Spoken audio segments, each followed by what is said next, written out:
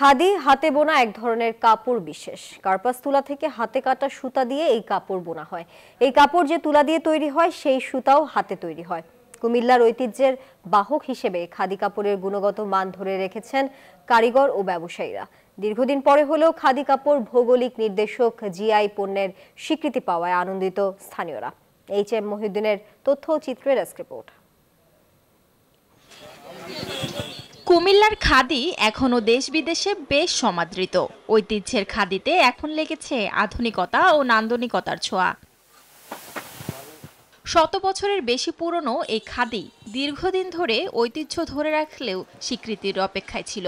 অবশেষে ভৌগোলিক নির্দেশক জিআই পণ্যের স্বীকৃতি পেয়েছে কুমিল্লার ঐতিহ্যবাহী খাদি কাপড়। 30 এপ্রিল রাজধানীর ফরেন সার্ভিস একাডেমিতে স্বীকৃতির এই সনদ দেয়া হয়। এতে খুশি খাদি ব্যবসায়ী ও স্থানীয়রা।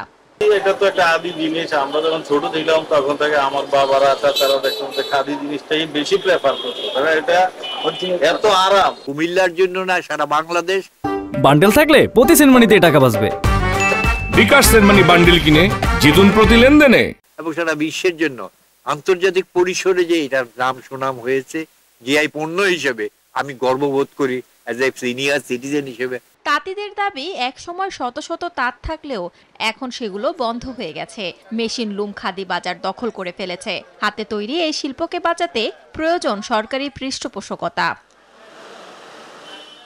স্থানীয়দের আশা, জিআই স্বীকৃতি কুমিল্লার খাদিকে শুধু দেশে নয় আন্তর্জাতিক বাজারেও নতুন পরিচিতি এনে দেবে। খাদি জিআই পণ্য স্বীকৃতি পাওয়াতে আমরা অনেক আনন্দিত। এখন পুরো বিশ্ব জানলে যে হ্যাঁ, খাদি কুমিল্লাতেই হয়। আন্তর্জাতিকভাবে স্বীকৃতি পাওয়া এটা বাংলাদেশের জন্য যেমন গর্বের, অ্যাকচুয়ালি কুমিল্লার জন্যও গর্বের। আর আমরা যারা ব্যবহার করি আমাদের জন্য ভালো লাগে। কুমিল্লার কান্দেরপাড় এলাকার রামখাটলা থেকে শুরু করে রাজগঞ্জ পর্যন্ত অন্তত 300 খাদি পোশাকের দোকান রয়েছে। খাদি শিল্পের সাথে জড়িত রয়েছে প্রায় 5000-এরও বেশি কারিগর। শান্তা ইসলাম, ডেস্ক রিপোর্ট, নিউজ 24।